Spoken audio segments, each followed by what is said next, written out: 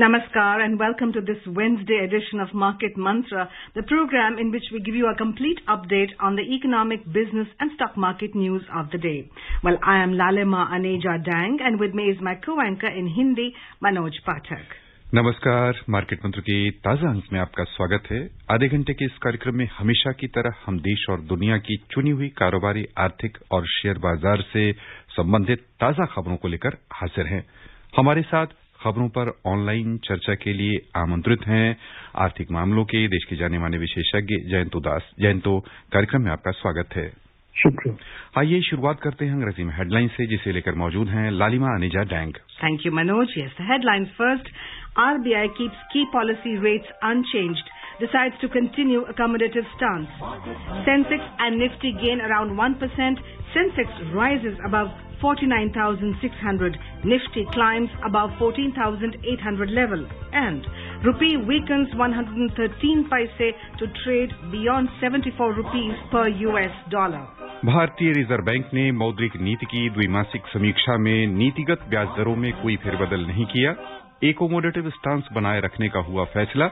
घरेलू शेयर बाजार में लिवाली तेज। सेंसेक्स और निफ्टी दोनों लगभग 1% बढ़कर बंद हुए। सेंसेक्स 49,600 के स्तर से ऊपर आया। निफ्टी 14,800 के आंकड़े को कर गया पार। और अंतर बैंकिंग विदेशी मुद्रा बाजार में रुपए में हुई बड़ी गिरावट। $1 की तुलना में रुपया ₹1.13 कमजोर हुआ। 74 रुपए प्रति डॉलर के स्तर से नीचे फिसला।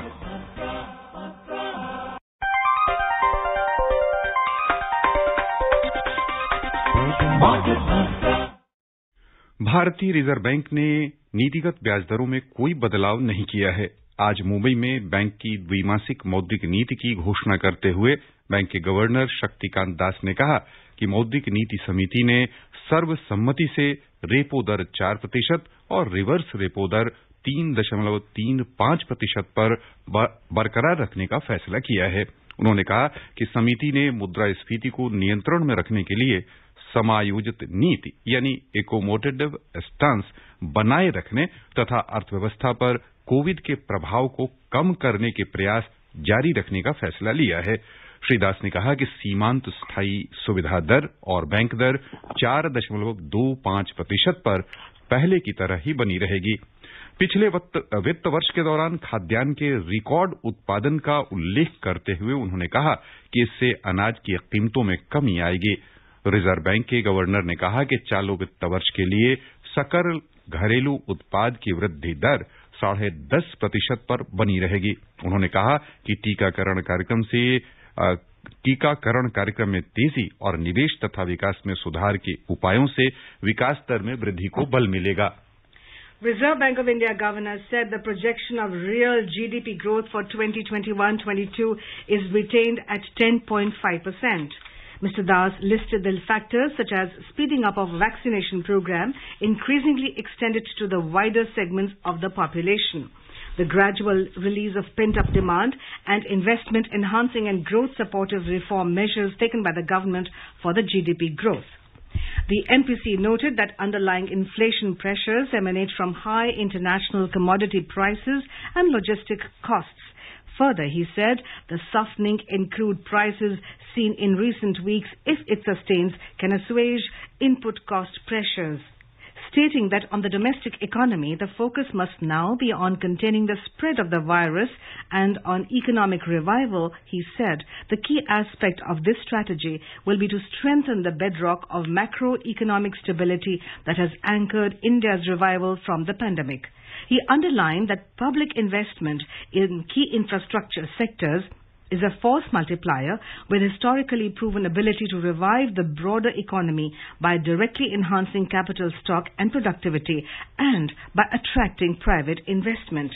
He said rural demand remains buoyant and record agriculture production in 2021 bodes well for its resilience. The RBI governor further also said that urban demand has gained traction and should get a fillip with the ongoing vaccination drive. Jain, तो हम आपका ध्यान आकृष्ट करना चाहेंगे। ब्याज दर में नीतिगत कोई परिवर्तन नहीं हुआ। रेपो दर 4% और रिवर्स रेपो दर 3.35% पर स्थिर है।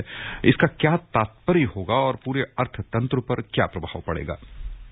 देखिए, ये रिजर्व बैंक द्वारा एक अकोमोडेटिव पॉलिसी स्टांस लिया जा रहा है और मैं मानता हूँ इस वक्त ब्याज दरों के ऊपर एक थोड़ा सा प्रभाव था कि शायद ये बढ़ सकता है, क्योंकि एक इन्फ्लेशनरी स्पाइरल का डर था। उसका मुख्य तौर से ये वजह ये था कि गवर्नमेंट स्पेंडिंग काफी ज्यादा हो रहा है। कोरोना का वजह से थोड़ा बहुत नौकरी भी बनने के चक्कर में गवर्नमेंट स्पेंडिंग, हम सबको पता है, प्रोजेक्ट वगैरह में वॉर फुटिंग में चल रहा है। तो अब इस स्थिति में ये है कि पिछले 2 तिमाही में जैसे हम उम्मीद कर रहे थे इकोनॉमिक ग्रोथ होगा, उससे ज्यादा अच्छे हुए हैं। तो रिकवरी और कमबैक काफी अच्छा रहा। लेकिन इस वक्त यानी कि पिछले 2 हफ्ते का दौरान थोड़ा बहुत छवि बदल गया भारत में। हम सबको पता है कि एक कोविड का जो तीसरी वेव है ये बहुत भयानक रूप में देश में आके पड़ा है और जो महाराष्ट्र से शुरू हुआ था फिर कर्नाटक में जाके पहुंचे और इस वक्त जैसे हम बात कर रहे हैं गुजरात, मध्य प्रदेश, पंजाब में खास करके काफी ज्यादा आंकड़े हर दिन आ रहे हैं और मेरे ख्याल से विश्व में सबसे ज्यादा अभी पर डे न्यू केसेस का अगर हम हिसाब करें तो इंडिया का स्तर उसमें नंबर 1 में है। तो ऐसी स्थिति में मैं मानता हूं कि ब्याज दरों को बेशक टिंकरिंग बिल्कुल नहीं करना चाहिए, क्योंकि चुनौती हमारा सामने अगले 4 हफ्ते में बताएंगे किस दिशा में हम जाएंगे, खास करके आर्थिक रूप से अगर रिकवरी का बात करें तो। और जैसे आरबीआई गवर्नर साहब ने कहा कि रूरल ग्रोथ काफी लीड कर रहा है इस तरह की स्थिति में, क्योंकि अगर आप आंकड़े भी देखेंगे मनोज कोविड का जी रूरल एरिया में कोविड का संख्या काफी हद तक कंट्रोल रहा जी और ज्यादातर अर्बन सेमी अर्बन एरियाज में प्रभाव इसका ज्यादा हुआ है पिछले साल जब कोविड हुए थे जी। तो उस वजह से शायद हमारा रिकवरी में जो तेजी आया है शायद वो एक प्रधान रूप से वजह था, क्योंकि रूरल डिमांड का थोड़ा बहुत फर्क पड़ा है और रूरल डिमांड थोड़ा बहुत सस्टेन किया है। तो ये मुद्दे रहते हुए और बाकी जो इंडस्ट्री वगैरह में जो भी फिर से जिस तरह का फाइनेंशियल सपोर्ट पैकेजेस गवर्नमेंट का तरफ से लगातार आए हुए हैं, तो उस वजह से भी थोड़ा बहुत राहत मिला है इंडस्ट्रीज को। और ये देखते हुए इस वक्त अगर आप कोविड का जो खतरा है उसको थोड़ा हटा के देखें तो situation was almost near to normal. लेकिन दुनिया में ऐसा नहीं ट्रीट किया जा सकता है। आप सबको पता है कि कोविड जैसा महामारी, कोविड जैसा पैंडेमिक जो पूरा विश्व भर में अलग अलग देशों में अलग अलग तरह का प्रभाव डाले है, तो वहां पे इंडिया में भी जहां पे हमारा जनसंख्या इतना ज्यादा है उस जनसंख्या के दौरान एक प्रभाव जो है बिजनेस में अलग से गिरा हुआ है। और यानी कि अब जो कर्फ्यूज जो अनाउंस किया गया है, नाइट कर्फ्यूज, खास करके महाराष्ट्र में, दिल्ली में, पंजाब में भी मेरे ख्याल से नाइट कर्फ्यू अनाउंस हो गया, चंडीगढ़ में नाइट कर्फ्यू अनाउंस हो गया। तो उसमें भी कहा जा रहा है कि जो डायरेक्टली जो रिटेल हॉस्पिटैलिटी सेक्टर इस तरह का जो क्षेत्र है उसमें सीधे एक प्रभाव इसको होंगे, बिकॉज ये क्षेत्र में ऑलरेडी 30 से 40% जॉब लॉसेस पिछले साल होकर रखा है और वो जॉब वापस नहीं आ पाए थे। उम्मीद ये किया जा रहा था कि शायद अगले साल, इस वित्तीय साल जो अभी शुरू हुआ है हमारा 3-4 दिन पहले, इस वित्तीय साल के दौरान उस रिकवरी आएगा। लेकिन फिर से हम अब वापस जब ऐसी स्थिति में वापस चले गए तो बहुत जरूरी है समझना क्यों गए, कैसे गए। और ये मुद्दे रखते हुए कोविड का जो जंग है ये काफी हद तक बताएगा कि इस जंग में हम कितना दूर तक सफल हो पाएंगे। और मैं मानता हूं कि आरबीआई द्वारा इस वक्त जो एक अकाउंटेबिलिटी पॉलिसी जो मेंटेन कर रहे हैं इसमें इसको हम पूरी तरह से वेलकम भी करते हैं। मैं मानता हूं एक सही है। Jayanta, to an extent this accommodative stance by the RBI was expected, and it is also expected that it will stay longer than expected. Now, do you think the RBI has a tough balancing act to do, because it has to ensure high level of liquidity in the financial markets, and that could affect inflation outcomes? Well, as I said, Lalima, there has been a lot of government spending, and there was always a scene where if you see closely, the whole basket of goods, specifically with the onslaught of summer coming in, typically there is an upward pressure. So we have to take a very cautious move in terms of understanding so that, the fragile state doesn't get disturbed, because we have the real cruelty of COVID, spacing out. And at the same time, we also have, the economic compulsions. Yeah. Jain, तो यहाँ पर हम बिल्कुल आम श्रोताओं की नजर से आपसे समझना चाहेंगे कि ये जो एकोमोडेटिव स्टांस होता है ये क्या होता है और इसका सीधा तात्पर्य क्या होता है आम लोगों की जुबान में। नहीं, आम लोगों की ये है कि एकोमोडेटिव स्टांस ये है कि इस वक्त जो मुद्दे हालात देखते हुए RBI can take a call. ये जरूरी नहीं है कि हमेशा एमपीसी मीट करके बताएंगे, it can take a call mid term में भी, जैसे पहले भी उन्होंने लिए हुए। जी। तो एक सॉफ्ट स्टांस मेंटेन करना, it's not completely derived and जैसे मॉनेटरी पॉलिसी इशू में जैसे होता है स्थिति, उस तरह करनी है। यानी जैसी स्थितियां उत्पन्न होंगी उसके अनुकूल तुरंत हस्तक्षेप करते हुए नीति में परिवर्तन किया जा सकता है, ये हुआ उसका तात्पर्य। हम ये समझना चाहेंगे आपसे कि जो प्रोजेक्शन किया गया है वर्ष 2021-22 के लिए 10.5% वास्तविक रियल यानी जीडीपी वृद्धि दर का, उसे क्या हम प्राप्त कर सकेंगे यदि कोरोना के आसार आने वाले दिनों में काबू से और बाहर हुए तो? थोड़ा फिर से सवाल को दोहराएंगे। यानी आरबीआई ने कहा है, आज की जो घोषणा हुई है उसमें, कि इस वित्त वर्ष के लिए यानी 21-22 के लिए जीडीपी जो ग्रोथ रेट है वो 10.5% रहने की उम्मीद है। क्या आपको लगता है कि हम इसे हासिल कर पाएंगे? देखिए, जिस तरह का हम लोग का रिकवरी हो रहा था, बेशक वी वर वेरी कॉन्फिडेंट, और अलग अलग संस्थाओं ने भी इस तरह का टारगेट लगाए हैं। लेकिन अब ये बात ना पड़ेगा, जैसे सेंट्रल गवर्नमेंट ने बोला कि अगले 4 हफ्ता बहुत क्रिटिकल है। जी। आइए खबरों का सिलसिला आगे बढ़ाते हैं, चलते हैं शेयर बाजार की ओर। पहले घरेलू शेयर बाजार।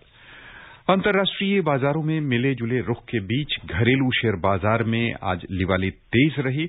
निवेशकों का रुझान लगातार लिवाली की ओर बना रहा। सेंसेक्स और निफ्टी दोनों कारोबार के अंत में लगभग 1% बढ़त के साथ बंद हुए। बॉम्बे स्टॉक एक्सचेंज का सेंसेक्स 460 अंक यानी 0.94% की बढ़त लेकर 49,662 पर बंद हुआ। उधर नेशनल स्टॉक एक्सचेंज का निफ्टी 136 अंक यानी 0.92% की बढ़त के साथ 14,819 दर्ज हुआ। विस्तारित बाजार की ओर चलें तो छोटी और मझोली कंपनियों में भी निवेशकों का रुझान बना रहा। बीएसई मिड कैप इंडेक्स 0.82% लाभ के साथ बंद हुआ। स्मॉल कैप इंडेक्स में 1.3% की वृद्धि हुई। The Sensex and the Nifty today gained around 1% amid mixed global cues. Sensex at the Bombay Stock Exchange BSE surged 460 points or 0.94% to close at 49,662. Nifty at the National Stock Exchange also climbed 136 points or 0.92% to finish at 14,819. The mid-cap and the small-cap at BSE also gained. The mid-cap index rose 0.82% and the BSE small-cap index climbed 1.3%. In the Sensex pack, shares of 27 companies gained, while 3 logged losses. In sectoral indices, 18 out of 19 sectors climbed. The overall breadth of the BSE trade was positive as shares of 1,830 companies gained, while 1,125 fell. Shares of 177 companies remained unchanged. Jayanta, anything close to 50,000 psychologically we say is not bad, but just when we were talking about post-COVID, we are now again kind of moving towards another wave of COVID. At 49,000 plus, how do you view the Sensex? Well, I think it's doing pretty well, given that the COVID figures have come in and there was some initial rub-down. But, at the end of the day, it all depends on how the next 3 to 4 weeks pans out. Companies and all are doing well. And at the end of the day, as I said, it's how the COVID numbers are behaving. So that will depend the direction of the census to some extent. Jain, तो यदि हम sector के आधार पर समझना चाहें कि यानी बीते जो सत्र रहा, बीता जो साल रहा, उसमें कुछ खास सेक्टर में हमने देखा कि उनमें बढ़त हुई। Pharma sector, IT sector, finance sector से जुड़ी हुई यानी कुछ कंपनियां अच्छी खासी बढ़त में रहीं।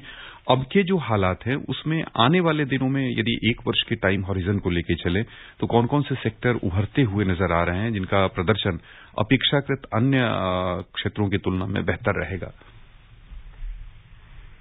स्पेसिफिक सेक्टर के बारे में आप पूछ रहे हैं? जी जी जी जी। देखिए, फार्मा, आईटी, मेटल, बैंकिंग और ऑटोमोबाइल में कुछ क्षेत्र में सो टिपिकली ये सारे क्षेत्र जो है बहुत ही अच्छा करेगा।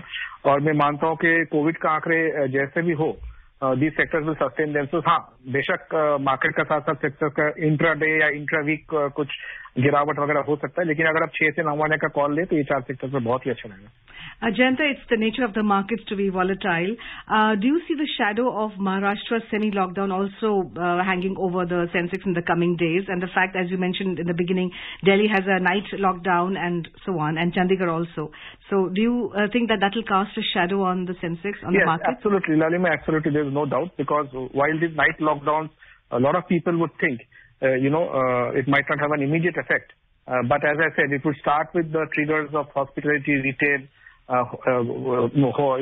hotels and all. But at the end of the day, they will, finally have a trickle down effect on other sectors too. Because typically no one would like to go out to have a meal when you have to know you have to reach back home by 10. Restaurants have to close down by 8:39 latest. So, it will have a trickle down effect. हम यदि आपका ध्यान आकृष्ट करना चाहें भारतीय reserve bank की आज की जो मौद्रिक नीति की समीक्षा है और उसके प्रभाव के बारे में आकलन करने को कहें शेयर बाजार पर, तो आने वाले दिनों में जो ये यानी 2 महीने के लिए कह लें कि जो नीतिगत समीक्षा है उसका क्या प्रभाव पड़ेगा? अगली बैठक से पहले बाजार का रुख नई नीति को लेकर क्या रहेगा? देखिए, आज तो बाजार का रुख अच्छा रहा। नई नीति आप मॉनेटरी पॉलिसी का नीति के बारे में बात करते हैं? जी जी जी। हाँ, तो बाजार का रुख तो more they welcome the move. As I said कि मार्केट में अलग से कुछ ब्याज दर बढ़ने का कुछ खतरा नहीं था। तो बट ये थोड़ा बहुत डिस्काउंट कट भी मार्केट में चल रहे थे, क्योंकि कोविड जिस तरह का स्थिति में फैला हुआ है और उसके बावजूद भी आरबीआई ने इस तरह का स्टांस लिए है।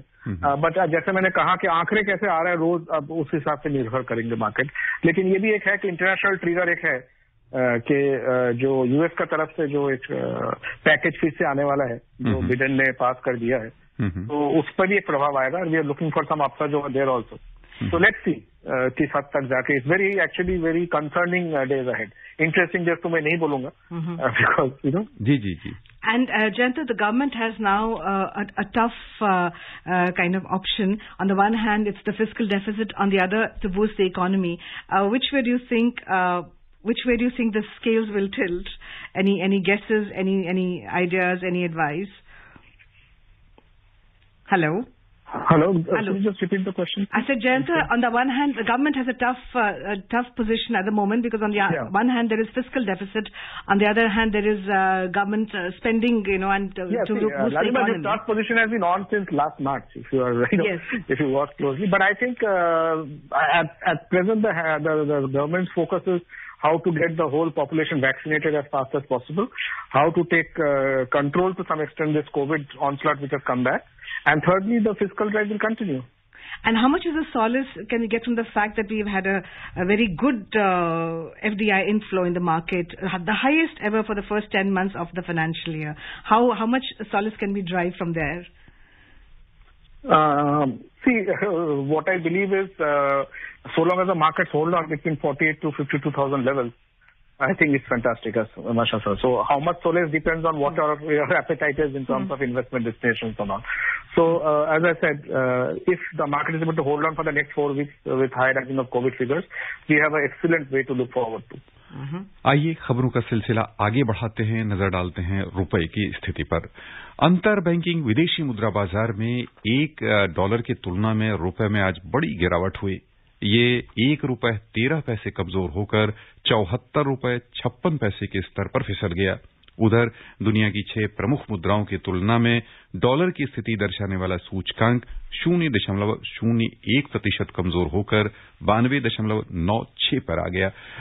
जयंत, रुपए में आज बड़ी गिरावट है, क्या प्रमुख कारण लग रहे हैं आपको? देखिए, मोटी तौर से तो डॉलर का काफी अच्छा डिमांड रहा। एक तो तेल का थोड़ा बहुत अपर प्राइस में थोड़ा सा प्रेशर था, और दूसरी तरफ अगर आप देखेंगे कि इस वक्त मार्केट में थोड़ा बहुत पिछले 2 दिन के दौरान जो स्लो डाउन था मार्केट में, उस वजह से भी थोड़ा प्रेशर था रुपये के ऊपर।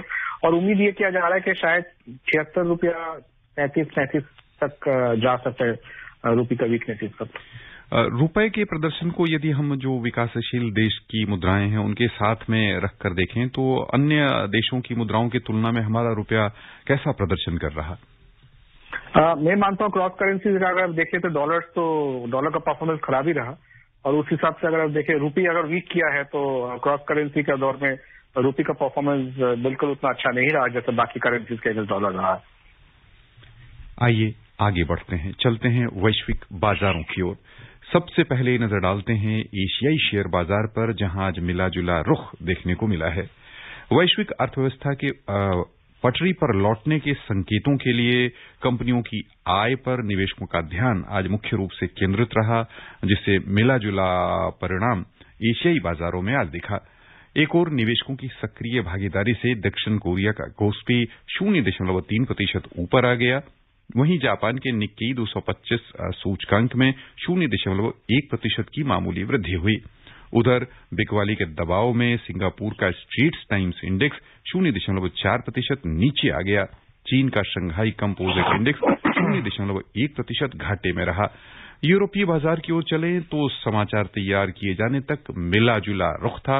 अंतर्दिवसीय कारोबार में लंदन का FTSE 100 0.7% ऊपर चल रहा था। फ्रांस के CAC 40 में 0.1% की वृद्धि थी और जर्मनी का डेक्स 0.1% नीचे चल रहा था। A look at the U.S. markets. The three major U.S. stocks fell yesterday but stayed near closing record highs posted in consecutive sessions as investors weighed more strong U.S. economic data against nervousness about upcoming quarterly earnings reports. The Dow Jones Industrial Average fell 0.3%. The S&P 500 and the Nasdaq Composite Index both fell marginally by 0.1%. Jan, the U.S. is considering a lot of corporate tax reforms. Is that the effect that's having on the markets, on the U.S. markets? Well, the good news in the U.S. market is that the service sector has done exceedingly well in the first 3 months. So I think that's going to pull up the markets to a great extent. And another good news to add is the UK and the Germany markets are gradually limping up and going well. So that's a very big positive from that side. And I believe once the relief package comes in, it obviously would, take care of how the markets would be from here on. But yes, certainly a big, horizon, positive horizon with the US market, specifically with the service sector. Jain, तो हम थोड़ा सा आपका कह लें कि समझना चाहेंगे इस प्रक्रिया को कि जो वहां पर 2.25 बिलियन की जो ट्रिलियन की जो आने वाली है वित्तीय सहायता पैकेज आने वाली है, राष्ट्रपति ने जो घोषणा की है, उसका किस रूप में कह लें कि दुनिया भर की अर्थव्यवस्थाओं पर प्रभाव पड़ेगा और खासतौर से अमेरिका में कैसा बदलाव आएगा? देखिए, अमेरिकन कंज्यूमर्स के लिए खास करके they will have more money in the hand. करीबन $1,800 का कैश उनके पास आएंगे, तो ये सारे खर्चा कहीं ना कहीं होएगा। छोटे बिजनेसेस को लोग सपोर्ट कर रहे हैं, तो लोगों के पास वापस जो जॉब रहा गया वो जॉब और रह जाएंगे। लोग सोच रहे थे जॉब फिर से वो हो जाएंगे, लूज हो जाएंगे। तो ऐसा स्थिति में obviously this cash impetus is going to increase the spending, और जिस वजह से we are quite exuberant. America के अलावा यदि हम यूरोप की ओर लौटें तो वहां की अर्थव्यवस्था और खासतौर से कोविड को लेके जो कई देशों में फिर से ताजा बंदी के कह लें कि लॉकडाउन के फैसले हो रहे हैं, उससे किस प्रकार वहां की अर्थव्यवस्था प्रभावित होगी? कहाँ का? यूरोपीय देशों में। यूरोप में जैसे मैंने बताया कि जर्मनी और यूके में लीड करेगा ये ग्रोथ फिगर्स को अगर देखा जाए तो। वैक्सीन का दौर काफी अच्छा चल रहा है और मैं मानता हूं कि दुनिया का सबसे 3 प्रधान देश इजराइल, यूएसए और यूके, तीनों में बहुत ही अच्छा वैक्सीन का दौर चल रहा है। तो ऐसे सिलसिले में ग्रोथ भी काफी अच्छा वापस आ जाएगा। और अब ये देखना पड़ेगा समर्स में किस तरह का वो लोग वैक्सीनेशन करवा रहे हैं। And Janta, like for example, a lockdown in Europe would hit the $3 billion garment export industry from Gurugram and Faridabad. So do you think this kind of lockdown in Europe will hit the exports overall from our country? I don't think it's a too early a call to take. To actually say whether it's going to hit the export part or not. Because obviously, industries will be closed down for 12 hours or so for the whole month. So I think we have to understand the situation. There will be lots of income, no doubt. So we'll have to wait and watch. Exactly, because see, most of the exports are linked with penalties and clauses and things like that. I won't be knowing exactly how the new, terms and agreements are, being drafted under the COVID regime. So it's a difficult call to take at this point of time. But yes, in the short term, we do see lots of some interesting coming out. And do you think the company results worldwide will boost global markets in the coming weeks? To some extent, yes. In fact, Europe is waiting for extremely moderate to decent results from their companies to markets to look forward to. A lot of Asian markets are expecting company results to boost the markets. So I think in India also it will be no different. आइए खबरों का सिलसिला आगे बढ़ाएं। Oil. Well, oil prices today gained amid prospects for stronger global economic growth as talks to revive a nuclear deal with Iran opens the possibility of an easing of sanctions on its oil exports. In intraday trade, the Brent was trading around $63.40 per barrel, while WTI crude prices were around $59.90 per barrel. हम तेल की जो ताजा स्थितियां चल रही हैं वहां पर समझना चाहेंगे कि जो ईरान के साथ तेल को लेकर चर्चा चल रही है उसका क्या लाभ मिल सकेगा भारत को। देखिए, तेल का जो स्थिति इस वक्त है, तेल भी काफी अनिश्चितता के साथ है, खास करके तेल का अगर आप दर देखेंगे, क्योंकि उम्मीद किया जा रहा है कि ग्लोबल डिमांड फिर से वापस आएंगे, जिस वजह से तेल का जो कीमत है उसमें अलग से एक प्रभाव हो सकता है। लेकिन जो मेरे को लग रहा है, मोटी तौर से अगर आप देखें खास करके इंडियन मार्केट्स का, अगर इस वक्त अगले 4 हफ्ता में इस तरह का कर्फ्यू चले, मार्केट में स्लो डाउन आए, तो इंडिया का घरेलू बाजारों में जो तेल का दर है या डिमांड है उसमें थोड़ा बहुत वो आएगा, फॉल आएगा। तो ये देखते हुए I think it's a big tough call to take at this point of time. लेकिन इंडिया ईरान का deal obviously has been working on for some time now, so let's see what exactly the final details are once it closes. And Janta, when we talk about the auto industry, it has taken a hit because of the shortage of chips on the one hand, and there is also going to be, to some extent, a less demand of oil, considering that there are lockdowns now happening. How will that affect the oil prices and the oil industry? In the domestic market? Yes. As I said, if this particular month we have, curfews in major states and things like that, so there would be some downward pressure in terms of demand of oil. Now, while we be importing less oil because the demand will be less, it did not be true that the international prices will be cheaper, right? Mm-hmm. International prices have their own ways of, fixing up their levels. So, as I said, it's important to understand whether for India it will be, a game changer for the next 4 weeks in terms of oil prices. It is something we have to wait and watch. आइए चलें सर्राफा बाजार। Multi commodity exchange में आज सोने और चांदी की चमक तेज रही है। अप्रैल महीने में आपूर्ति किए जाने वाले सोने का मूल्य आज 280 रुपए बढ़ा 46,200 रुपए प्रति 10 ग्राम पर पहुंच गया। उधर मई में आपूर्ति की जाने वाली चांदी 290 रुपए उछलकर 65,985 रुपए प्रति किलो के स्तर पर पहुंच गई। न्यूयॉर्क मर्केंटाइल एक्सचेंज में सोने का मूल्य $1,732.80 प्रति औंस के स्तर पर रहा, जबकि चांदी $25 प्रति औंस के स्तर पर कारोबार होती रही। जैन तो सोने और चांदी, सोने के मूल्य में खासतौर से पिछले कुछ 2-3 सत्रों में हम देख रहे हैं कि फिर से एक तेजी आई है। सोने में 2 हफ्ता का उछाल आया हुआ था जी, बट फिर से उसमें इस वक्त फिर से थोड़ा सा आज थोड़ा सा गिरावट आया हुआ है ओवरऑल इंटरनेशनल मार्केट्स में। बट मेटल का मैं हमेशा मानता हूं, खास करके सोने का क्षेत्र में, it's a good long term investment अगर 2 साल का दौरान आप लेके चलो तो। यानी 2 वर्ष का श्रोताओं आपको सलाह है जयंतों की ओर से, हमारे बाजार विशेषज्ञ की ओर से, कि यदि आप 2 वर्षों का समय लेकर चलें तो आपको अपने निवेश पर समुचित लाभ मिल सकता है मेटल सेक्टर में, और खासतौर से यदि आप सोने की खरीदारी करना चाहते हैं तो।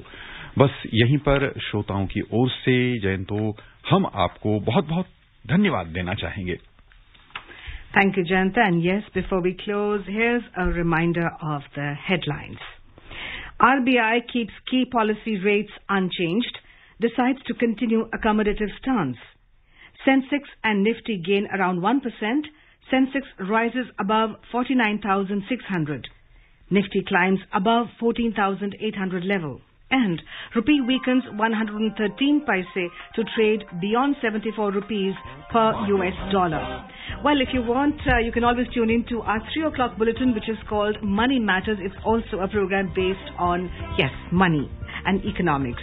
And on that note, it's time for us to bid adieu. This is myself, Lalema Aneja Dang, and my co-anchor, Manoj Pathak. To sign off, namaskar. Namaskar.